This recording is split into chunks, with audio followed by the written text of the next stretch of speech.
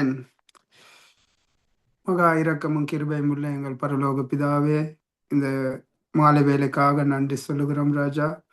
இந்த நேரத்திலும் தகப்பனே, உமது வார்த்தையே இந்த சங்கமம் வானொலி கூடாக ஆண்டவரே கொண்டு வர்றதுக்கு உங்களோட கிருபையை தந்தீங்கப்பா. அதற்காக நன்றி சொல்லுகிறேன். தேவாவியானவரே, இந்த நேரத்தை முழுமையாக உங்க கருத்துக்கு ஒப்பு கொடுக்கிறேன். தேவாவியானவர் தாமே எங்களை பரிபூர்ணமாக வழிநடத்தி அப்பா என்ன நோக்கத்துக்காக இதை ஆயத்தப்படுத்தினீங்களோ தகப்பனே, அந்த நோக்கத்தை நிறைவேற்றுங்க. இதை கேட்கிற ஒவ்வொருவரையும் கத்தாவே உங்க கருத்துக்கு ஒப்பு கொடுக்கிறேன் தேவனே.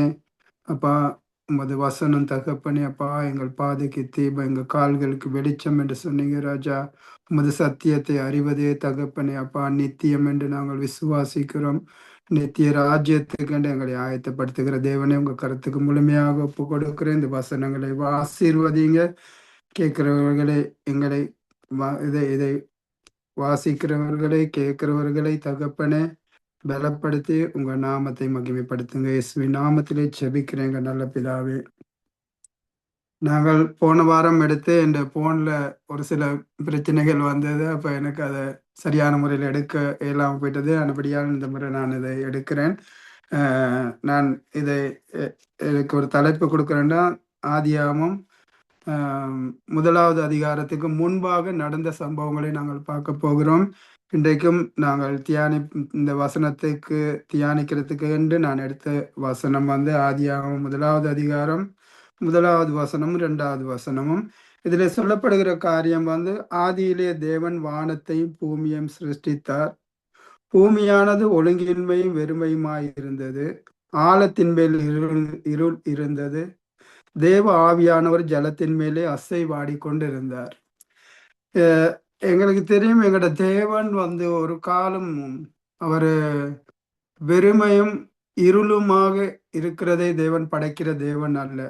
அப்ப இந்த 1வது வசனத்துக்கும் 2வது வசனத்துக்கும் இடையிலே ஒரு பெரிய ஒரு காரியம் நடந்திருக்குது. இந்த இந்த இந்த காலகட்டம் தேவன் ஆதியிலே தேவன் வானத்தையும் பூமியை சிருஷ்டித்ததுக்கும் 2வது வசனத்திலே வருகிறது பூமி வெறுமையும் இருளுமாக இருந்ததுங்கிற காரியத்துக்கும் இடையிலே ஒரு பெரிய காரியத்தை நடந்ததை நாங்க பார்ப்போம். இன்றைக்கு இதில் சொல்லப்படுகிறது, இந்த வசனத்திலே இப்படி சொன்னாலும் நாங்கள் யோவான் 1வது அதிகாரத்திலே யோவான் சுவிசேஷத்திலே 1வது அதிகாரத்திலே 1-3 மட்டும் நாங்கள் பார்த்தோம்னு சொன்னால், ஆதியிலே வார்த்தை இருந்தது, அந்த வார்த்தை தேவனிடத்தில் இருந்தது, அந்த வார்த்தை தேவனாயிருந்தது, அவர் ஆதியிலே தேவனோடு இருந்தார், சகலமும் அவர் மூலமாய் உண்டாயிற்று, உண்டானது ஒன்றும் அவரே அல்லாமல் உண்டாகவில்லை.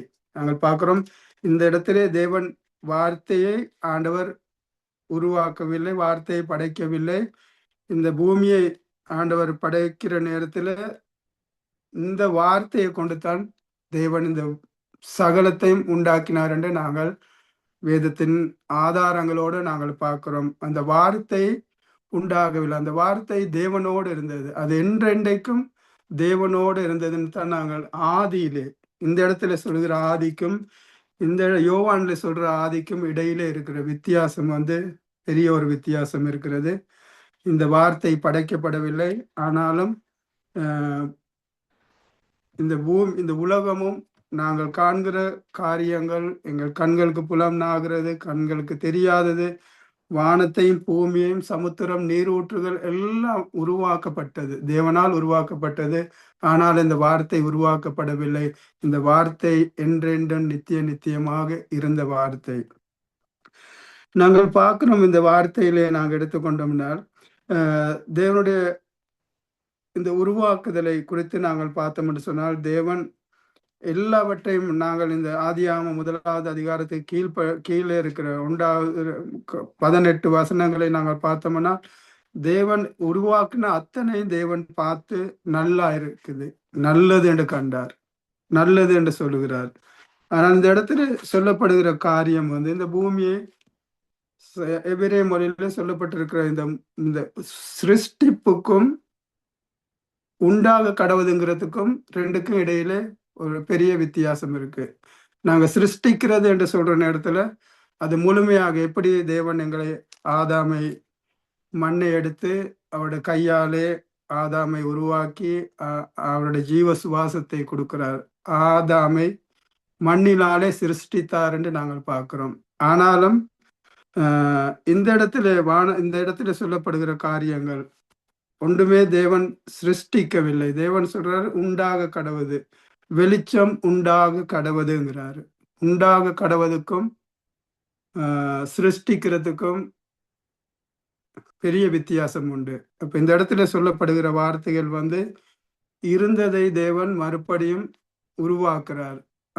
அந்த வார்த்தை தான் இந்த இடத்துல சொல்லப்படுகிறது. எபிரேய மொழியில சொல்லப்படுகிற காரியத்துக்கு பார்ங்கிற அந்த வார்த்தையை பயன்படுத்துகிறார் சிருஷ்டிப்புங்கிறதுக்கு.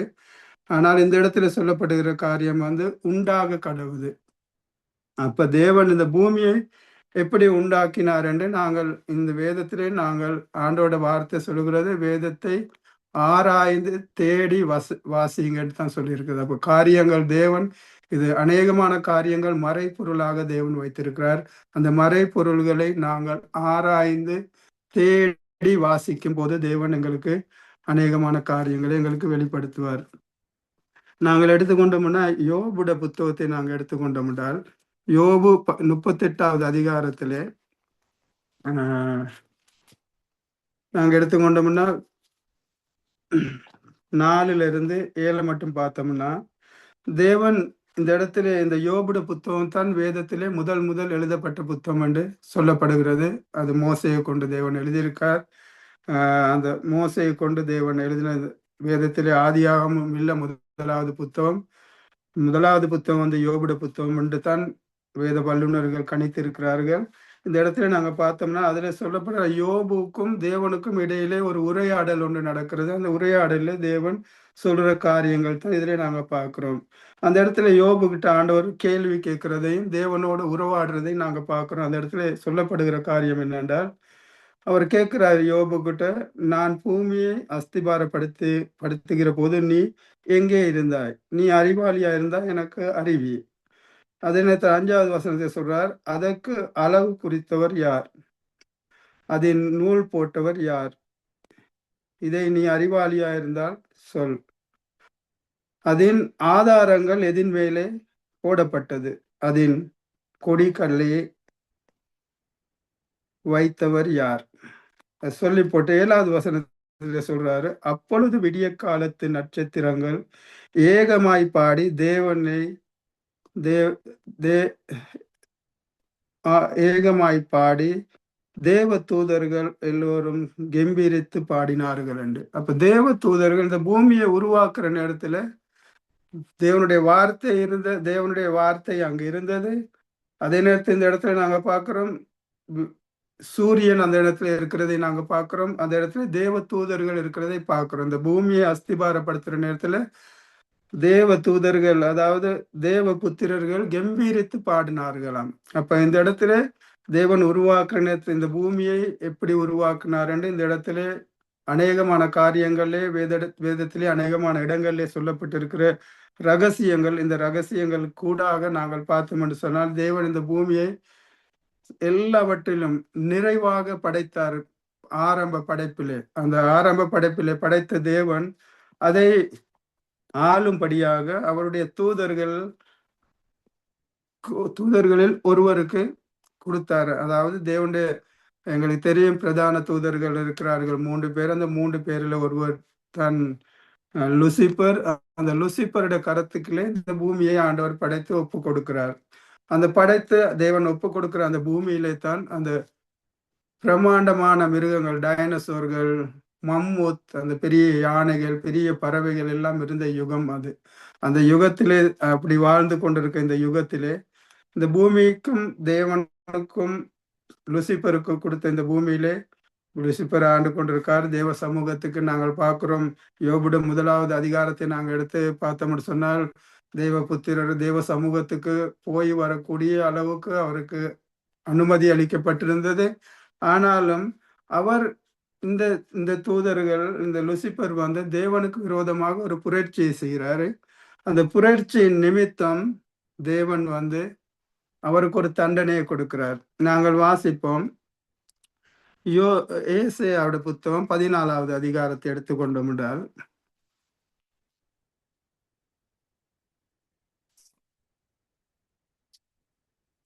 அதில் நாங்கள் பார்த்தோம்னா 11லேருந்து 15 மட்டும் நாங்கள் பார்த்தோம் என்று சொன்னால், அதில் எங்களுக்கு தெளிவாக விளங்கும் இது என்ன நடந்த காரியம். இந்த இந்த இந்த இந்த ரகசியம் வந்து பரலோகத்திலே நடந்த காரியம். இந்த காரியத்தை எப்போ நடந்தது, எப்போ உருவாக்கப்பட்டது, எப்போன்று எங்களுக்கு சொல்லப்படவில்லை. வேதத்திலே இது மறைப்பொருளாக இருக்கிறது. இந்த இடத்துல சொல்லப்படுறது ஏசாயா 14வது அதிகாரம் நான் 11லேருந்து பார்த்தோம். உன் ஆடம்பரமும் உன் வாத்தியங்களின் மே முழக்கமும் பாதாளத்தின் தள்ளுண்டு போயிற்று. புழுக்களே உன் படுக்கை, பூச்சிகளே உன் போர்வை. அதிகாலையின் மகனாகிய விடிவெள்ளியே, நீ வானத்திலிருந்து விழுந்தாயே. ஜாதிகளை ஈனப்படுத்தினவனே, நீ தரையில் விழ வெட்டப்பட்டாயே. நான் வானத்துக்கு ஏறுவேன், தேவனுடைய நட்சத்திரங்களுக்கு மேலாக என் சிங்காசனத்தை உயர்த்துவேன். அவருடைய ஆதாரத்துக்கு நீங்கள் பார்வைக்கு விடுவேன். நான் மேகங்களுக்கு மேலாக என் நட்சத்திரம் ஏறுவேன், உன்னதமானவருக்கு ஒப்பாவேன் என்று நீ உன் இருதயத்திலே சொன்னாயே. இந்த இடத்துல நாங்க பார்க்கிறோம், லூசிபர் என்ன செய்யறார்? இந்த இடத்துல இந்த பூமியை ஒப்பு கொடுத்திருந்த லூசிபர் வந்து தேவனுக்கு விரோதமாக ஒரு புரட்சியை செய்கிறார். இந்த புரட்சியின் நிமித்தம் தேவன் இந்த லூசிபருக்கு ஒரு பெரிய தண்டனையை கொடுக்கிறார். அவருக்கு இருந்த இந்த பூமியை அதிலிருந்து அவரை தள்ளிவிட்டு அந்த பூமியை தண்ணீரினாலே மூடுகிறார். தண்ணீரினாலே மூடி அந்த தண்ணீர் இந்த பூமியிலே முழுமையாக அவருடைய லூசிபருக்கு கொடுத்திருந்த இந்த பூமியிலே அவருக்கு இருக்க இல்லாதபடி அந்த பூமியை தேவன் முழுமையாக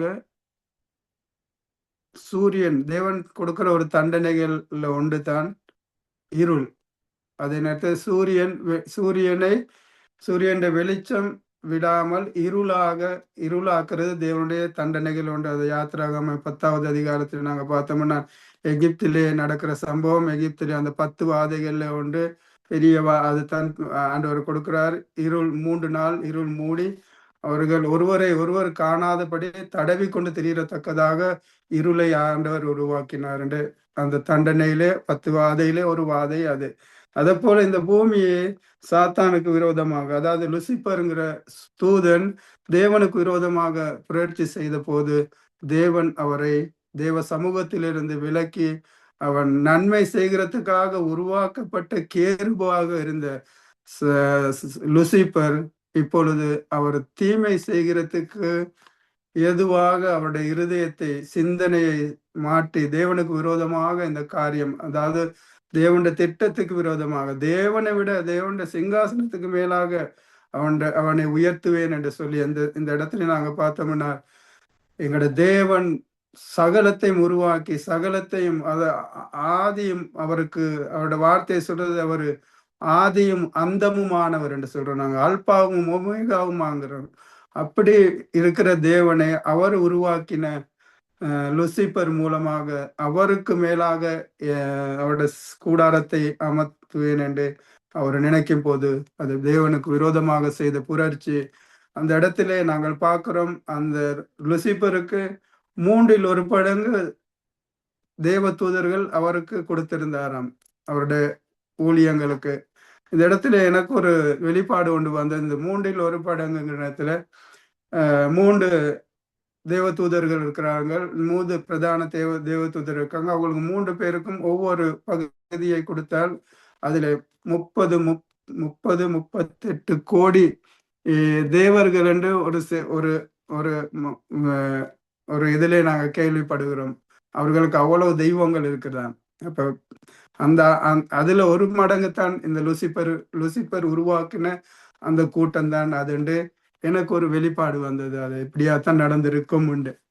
இந்த நேரத்தை நாங்க பார்த்தோம்னு சொன்னால், லூசிபர் இந்த காரியத்தை செய்தது நிமித்தம் தேவன் வந்து அந்த தண்டனை நிமித்தம் இந்த பூமி முழுவதும் தண்ணீரினாலும் இருளினாலும் மூடுறது. இருளின் மூட போடுற நேரத்துல சூரியன் வெப்பம் இல்லாமல் போற நேரத்துல பூமி அது ஐஸாக மாறிவிடும். அந்த ஐஸாக மாறின பிறகு அந்த பூமி எவ்வளவு காலம் அது அப்படி இருந்தது என்று தெரியவில்லை. அது சரியான முறையில குறிக்கவில்லை. ஆனாலும் சயின்டிஸ்டுகள் சொல்றாங்க அது 10,000 ஆண்டுகளுக்கு மேலாக இந்த பூமி தண்ணீரினால் மூடி ஐஸ் யுகம் ஒன்று இருந்திருக்கும் உண்டு. அந்த ஐஸ் இருந்த யுகத்திலே தேவன் என்ன செய்யறாரு இந்த இடத்துல நாங்க பார்க்கிறோம். ஆதியாக 1வது அதிகாரத்திலே 1வது வசனம், ஆதியிலே உருவாக்கினார் பூமியை, 1வது வசனம். அதுதான் 2வது வசனத்தில் சொல்லப்படுகிற காரியம் தேவன் பூமியின் மேலே, பூமியின் எப்படி இருந்ததுன்னு சொல்லி நாங்கள் வாசிக்கிறோம். 2வது வசனத்தில் பூமியானது ஒழுங்கின்மையும் வெறுமையுமாயிருந்தது, ஆழத்தின் மேல் இருள் இருந்தது, தேவ ஆவியானவர் ஜலத்தின் மேலே அசைவாடி கொண்டிருந்தாருன்னு நாங்க பார்க்கிறோம். இந்த தேவ ஆவியானவர் எந்த இடத்துல அசைவாடி கொண்டிருந்தார் என்றால் நாங்கள் பார்த்தோம்னு சொன்னால் தேவன் லூசிபருக்கு கொடுத்த அந்த தண்டனை நிமித்தம் மூடப்பட்ட காரியம், இந்த ஆதியிலே தேவன் வானத்தையும் பூமியும் சிருஷ்டித்த பூமியிலே தேவன் தண்டனைக்குள்ளாகி அது எவ்வளவு காலம் என்று சரியான முறையில கணிக்க இயலாம இருந்தாலும் கூட அந்த பூமி ஐஸான இந்த பூமி அந்த இடத்துல நாங்க பார்த்தோம் என்றால் பூமியின் மீது ஜலத்தின் மீது அசைவாடுறார். என்னண்டா இந்த இடத்துல சொல்லப்படுகிற ஒரே ஒரு காரியம் தான் எங்களுக்கு என்ன, பூமி ஒழுங்கின்மையும் வெறுமையுமா. எங்களோட தேவன் எங்களுக்கு தெரியும் ஒரு காலமும் உருவாக்கும் போது அது வெறுமையாக இருக்கிறதுக்கு உருவாக்கவில்லை. இந்த பூமி சகல வித ஆசீர்வாதங்களினாலும் நிரம்பி இருக்கும்படியாக தேவன் உருவாக்குறார். இந்த பூமியை குறித்து தேவன் சொல்லுகிறார், இந்த பூமியிலே மாத்திரம்தான் ஜீவன் இருக்க முடியும். இந்த ஜீவன் கொடுக்கக்கூடிய இந்த பூமியிலே தேவன் ஒழுங்கின்மை வெறுமையுமாய் இருந்த காரணம் இந்த தண்டனைக்குள்ளான நிமித்தம் அந்த பூமியிலே தான் தேவ ஆவியானவர் ஜலத்தின் மீது அசைவாடுகிறார். அந்த ஜலத்தின் மீது அசைவாடி கொண்டிருந்த தேவ ஆவியானவர் இந்த இடத்துல எங்களுக்கு தெரியும் இது இந்த உலகத்தின் மறுசுழற்சி. இந்த இடத்துல நாங்கள் பார்த்தோம் என்றால் எங்களோட தேவன் அனாதியாய் இந்த நாங்கள் விஞ்ஞானத்தின்படி நாங்கள் பார்த்தோம் என்றால் ஆதாமை உருவாக்கப்பட்டிலிருந்து இப்போது வரைக்கும் 6,000 வருஷங்கள் கடந்திருக்கின்ற ஒரு கணிப்புகள் இருக்கிறது. ஆனாலும் எங்களோட தேவன் 6,000 வருஷத்துக்கு முன்பாக எங்களோட தேவன் என்ன செய்திருப்பார்? எங்களோட தேவன் கோடான கோடி நித்தியமாக வாழ்ந்து கொண்டிருக்கிற தேவன் இந்த காரியத்துல இந்த 6,000 ஆண்டு மாத்திரமா தேவன் கிரியை செய்து கொண்டு இருப்பாரு? இல்லை, எங்களோட தேவன் நித்தியமாக அல்பாவும் உமேகாவுமானவர், ஆதியும் அந்தமுமானவர், அவருடைய தொடக்கமும் இல்லாத முடிவும் இல்லாத தேவனுடைய இந்த பூமியிலே தேவன் அந்த லூசிபர் இருந்த அந்த பூமியிலே அதுதான் நாங்க பார்க்கிறோம். இன்றைக்கு நாங்க சயின்டிஸ்டுகள், இந்த தொல்பொருள் நிலை ஆராய்ச்சியாளர்கள் அந்த தோண்டி எடுக்கிற ஒரு சில பூமியில இருக்கிற ஒரு மிருகங்களுடைய எச்சங்களை அவர்கள் தோண்டி எடுக்கிற விசாலமான மிருகங்கள், அதாவது டைனோசோர்கள், மம்முத்துங்கிற சொல்ற அந்த பெரிய மிருகங்கள் எல்லாம் இருந்து அது கண்ட எலும்பு கூடுகளை அவர்கள் தோண்டி எடுத்து அதை சொல்றார்கள். அதன் கணிப்பின்படி, விஞ்ஞானத்தின்படி அது 3 லட்சம் ஆண்டுகளுக்கு மேலாக அது இருந்திருக்கும் என்று அவர்களோட கணிப்புகளை சொல்றாங்க. ஆனாலும் அதை விட அதிகமான காலம் தேவன் தேவனுக்கு கால எல்லைகளுக்கு உட்பட்டவர் இல்லை. எங்கட தேவன் நித்தியமாக இருக்கிற தேவன். இந்த பூமியிலே அந்த லூசிபருடைய அந்த காரியங்களை நாங்கள் பார்த்தோம்னு சொன்னால் அந்த விஞ்ஞானிகள் சொல்றாங்க, இந்த பூமியிலே இந்த ஆதியிலே வார்த்தை இருந்தது, அந்த வார்த்தை வெளிச்சம் உண்டாக கடவுது என்ற இடத்துல நாங்கள் சொல்லப்படுகிறது. பாருங்க, தேவன் 3வது வசனத்தை பார்த்தோம் என்றால் தேவன் வெளிச்சம் உண்டாக கடவுது என்றார், வெளிச்சம் உண்டாயிற்று. இந்த 3வது வசனத்தில் நாங்கள் பார்த்தோம்னு சொன்னார் தேவன் வெளிச்சம் உண்டாக கடவுது என்று சொன்னார். அந்த ஐஸ் யுகத்திலே மூடப்பட்டிருந்த இந்த பூமியிலே அந்த சூரியன் எங்களுக்கு தெரியும். இப்பயும் நாங்கள் கனடா தேசத்தில் இருக்கிறபடியால் எங்களுக்கு விளங்கும் எப்படி பனி படலங்கள் மூடி இருக்க நேரத்திலே சூரிய வெளிச்சமோ வெப்பமோ எங்களுக்கு தெரியாது, எல்லாம் இருளாலை மூடி இருக்கும். அந்த நேரத்தில் சூரியன் உதிக்கிற நேரத்துல எங்களுக்கு தெரியும் அந்த சூரியனுடைய வெப்பம் பூமிக்கு படும் போது எப்படி ஐஸ் எப்படி உருகிறதோ அது போல ஒரு காரியம் நடந்திருக்கும் என்று எங்களுடைய மனதிலே எங்களோட மனித மனித ஞானத்தினாலே எங்களுக்கு சிந்திக்கக்கூடிய அளவுல இருக்கிறது. இந்த பூமியிலே தான் இந்த பூமியிலே இந்த 5வது வசனத்தை நாங்க பார்த்தோம்னு சொன்னால், ஆண்டவர் சொல்றார், தேவன் வெளிச்சத்துக்கு பகல் என்றும் பெயரிட்டார், இரவுக்கு இருளுக்கு இரவு என்று பெயரிட்டார், சாயங்காலமாகி விடிய காலமாகி முதலாம் நாள் ஆயிற்று. இந்த இடத்துல நாங்க பார்க்கிறோம், முதலாம் நாள் ஆயிற்று.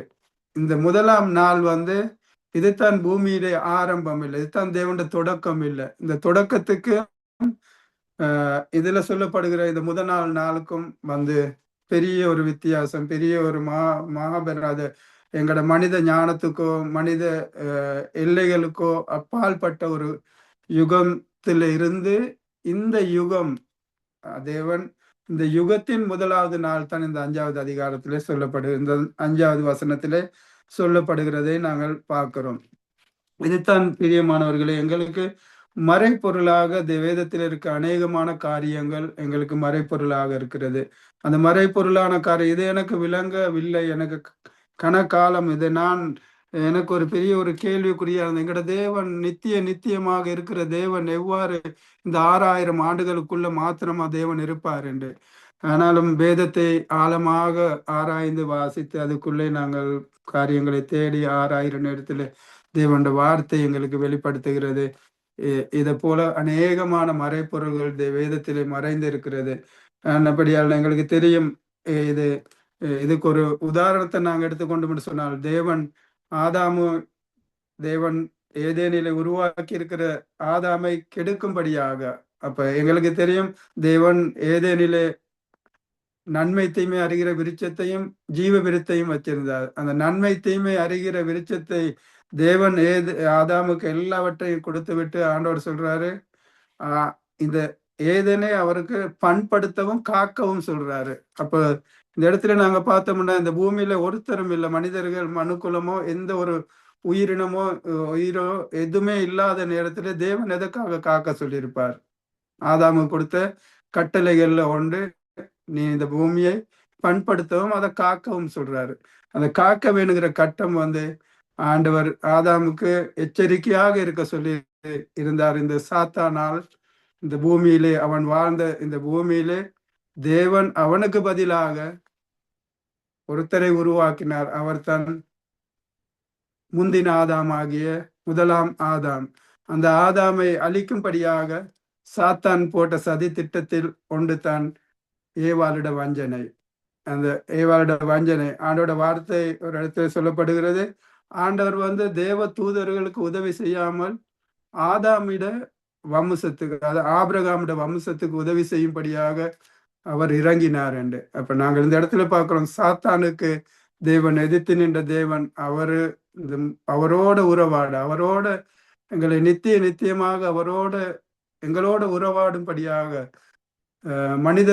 மனிதனுக்கும் தேவனுக்கும் இடையிலே இருக்கிற அந்த உண்மையான உறவை நேசித்து தான் அவர் இழந்து போன காரியத்தை மறுபடியும் மனுக்குலத்தின் மூலமாக பெற்றுக்கொள்ளும்படியாக தேவன் அந்த ஆராதனை, அவன் எங்களுக்கு தெரியும் லூசிபர் ஆராதனை கூடாரத்திலே அவன் பிரதான ஆராதிக்கிற வீரனாக இருந்திருக்கார். அந்த ஆராதனை வீரன் தேவனுக்கு விரோதமாக புரட்சி செய்து தேவன் தள்ளிவிட்டபடியால் அவனுக்கு பதிலாக தேவன் எங்களை உருவாக்கினார், மனுக்குலத்தை உருவாக்கினார். தேவன் மனுக்குலத்தை உருவாக்கி இந்த மனுக்குலம் வந்து தேவனை ஆராதித்து அவருக்கென்று உருவாக்கப்பட்டு அவரை நேசித்து அவரோட இருக்கணும். தேவன் சொல்றாரு, நாங்கள் பார்த்தோம்னா ஆதியாகமத்திலே நாங்கள் லேவியராகமம் உபாகமம் இது முழுவதை நாங்க பார்த்தோம்னால் தேவன் எங்களோட இருக்கணுங்கிற அந்த வாஞ்சையோட தான் அவர் ஒவ்வொரு கட்டளைகளையும் ஒவ்வொரு காரியங்களையும் செய்கிறார். அப்படிப்பட்ட தேவனைத்தான் நாங்கள் ஆராதிக்கிறோம். எங்களோட தேவனுக்கு தொடக்கமும் இல்லை முடிவும் இல்லை. எங்களோட தேவனுடைய காலங்களுக்கு அப்பால் பட்டவர் அவர். அந்த காலங்களுக்கு அப்பால்பட்ட காரியங்கள் எங்களுக்கு மறைக்கப்பட்டிருக்கிறது. ஆனாலும் வேதத்தை நாங்கள் ஆராய்ந்து அறிந்து தேடி வாசிக்கும் போது அதில் இருக்கிற மறைப்பொருள்கள் எங்களுக்கு காணப்படும். இப்பொழுதும் நாங்கள் இதே போல இன்னொரு காரியத்தை நாங்கள் மீண்டும் நான் கொண்டு வரதுக்கு விரும்புகிறேன். நாங்கள் ஜெபித்து இந்த வேலையை நாங்கள் முடிப்போம். மகா இரக்கமும் கிருபையும் உள்ள ஆண்டவரே, அப்பா உங்களோட சத்தியங்கள் தகப்பனே, எங்களுக்கு உங்களோட வெளிச்சங்கள் தகப்பனே, வேதத்தின் வெளிச்சத்திலே தகப்பனே எங்களை நடத்தும்படியாக அப்பா, இந்த உலகத்திலே தகப்பனே மனிதனை உருவாக்கினதுக்கு நோக்கம் உங்களுக்கு உண்டு ராஜா. தேவனே, இந்த பூமிக்கு தகப்பனே அப்பா, நீங்க எல்லைகளை வைத்திருக்கீங்க ராஜா. காலங்களை தகப்பனே உங்க கரத்திலே உள்ளது ராஜா. ஆனாலும் நீங்க காலங்களுக்கு அப்பாற்பட்ட தேவன் அப்பா. உங்க கரத்துக்கு முழுமையாக ஒப்பு கொடுக்கிறோம் தேவனே. உங்களோட சத்தியங்களை தகப்பனே எங்களுக்கு வெளிப்படுத்தும்படியாக ஆண்டவரே, எமது வார்த்தையிலே வெளிச்சத்திலே நடக்க ராஜா கிருபையை தந்து எங்களை வழி நடத்துங்க தகப்பனே. இந்த வானொலியை நடத்தி கொண்டிருக்கிற சகோதரன் லெஸ்லி உங்க கரத்துக்கு ஒப்பு கொடுக்கிறேன். சகோதரன் மனோஜை உங்க கருத்துக்கு ஒப்பு கொடுக்கிறேன். சகோதரிகளை ஒப்பு கொடுக்கிறேன் தகப்பனே. சகோதரி டோலியை ஒப்பு கொடுக்கிறேன். சகோதரி ரஜினி உங்க கருத்துக்கு ஒப்பு கொடுக்கிறேன். இந்த குடும்பத்தில் இருக்கிற ஒவ்வொரு அங்கத்தவர்களையும் உங்க கருத்துக்கு முழுமையாக ஒப்பு கொடுக்கிறேன். தேவாவியானவரே, எங்கள் சபையை உங்க கருத்துக்கு ஒப்பு கொடுக்கிறேன். ஜீவாதிபதி சபை அது பிஞ்ச் அண்ட் மிடில் ஃபீல்ட்ல இருக்கிறது. அந்த சபையை இந்த நேரத்தில் நாங்கள் ஞாபகப்படுத்துகிறேன். இந்த நேரத்தில் எங்கள் சபையிலே middle field and pinch 595 middle field road and pinch unit 7 ஸ்காப்ரோவில் நடக்கிறது. எங்களோட சபையிலே ஞாயிறு ஆராதனை, ஞாயிறு பாடசாலை, மாதத்தின் முதலாவது சாட்டர்டே எங்களுக்கு உபவாச கூட்டம் இருக்கு. 10:30 மணிக்கு. எங்களோட சபையை நடத்துகிற சகோதரன் பஞ்சிதனுடைய தொலைபேசி எண்ணை உங்களுக்கு தருகிறேன். 437-221-0550. இதுதான் எங்களோட சபை. எங்களோட சபையின் பொறுப்பா சகோதரன் பஞ்சிதன் நடத்தி கொண்டிருக்கிறார். எங்கேயும் சபைகளுக்கு போகாமல் யாரும் இருந்தீங்க என்றால் இந்த இந்த இந்த வட்டாரங்களிலே எங்கள் சபையோடு நீங்க வந்து இணைந்து கொள்ளும்படியாக உங்களை அன்புடன் அழைக்கிறோம். கர்த்தருடைய கரத்துக்கு முழுமையாக ஒப்பு கொடுக்கிறேன். இயேசுவின் நாமத்திலே ஜெபம் கேட்கிறேங்க நல்ல பிதாவே. ஆமென். ஆமென். ஆமென். நன்றி பிரதர் மரியதாஸ். இன்றைய நாளிலே மிக தெளிவாக எந்த வித தடையும் இல்லாமல் செய்தியை கொடுத்தீர்கள். மிக மிக ஆசீர்வாதமா இருந்தது. அது மட்டும் ஆதியாகமம் 1 அதிகாரம் 1-2, யோபு 38:4, எசையா 14:12 போன்ற வசனங்களை தொகுத்து விளக்கத்தை கொடுத்தீர்கள். மிகவும் சிருஷ்டிப்பு உண்டாக கிடையாது. ரெண்டுக்கும் வித்தியாசம் இருக்கு. நீங்க சொன்ன சரி. இதுல தேவனுக்கு தொடக்கம் இல்லை, முடிவும் இல்லை. இதுல உங்களோட கேள்வி ஒன்று கேட்கிறேன். வெளிச்சம் உண்டா கடவுள்னு சொன்னார். அந்த இருள் எங்கே போயிட்டு?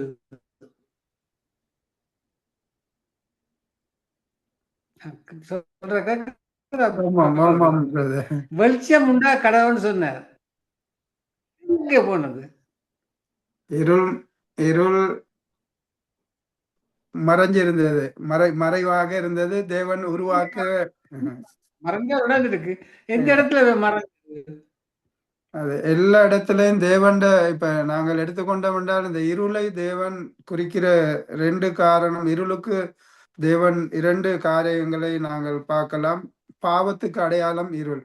அப்ப பாவம் ஒவ்வொரு தனி மனிதனுடைய இருதயத்துக்குள்ளும் இன்றைக்கு ஆதாம் அந்த நன்மை தீமை அறியும் கனியை புசித்தானோ அண்டையிலிருந்து அந்த தீமை எங்களுக்குள்ள இருக்கிறது போல அது மறைந்து இருக்கிறது. அது நேரங்கள் காலங்கள் வர அது வெளியிலே வருகிறது. ஆனாலும் அந்த தேவனுடைய வெளிச்சம் என்றைக்கு எங்களுக்குள்ளே வருதோ அந்த வெளிச்சம் வரும்போது அந்த இருள் எங்களை விட்டு நீங்குது. அது எங்கேயோ ஒரு இடத்துல அமைந்திருக்குது. இருளும் எங்களுக்கு தேவை.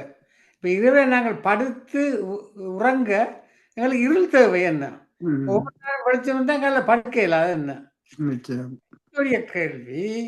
வெளிச்சம் உண்டா கடவுள் சொன்ன உடனே அந்த இருள் எங்கே போகணும்னு சொன்னா அது ஒரு ஆழமான சத்தியம் இருக்கு பாச. அதாவது சில ரகசியங்களை நாங்கள் கண்டுகொள்ள முடியாது. சில சில விஷயங்கள் எங்கட அறிவுக்கு எடுத்துக்கொள்ள முடியாது. நிச்சயம்.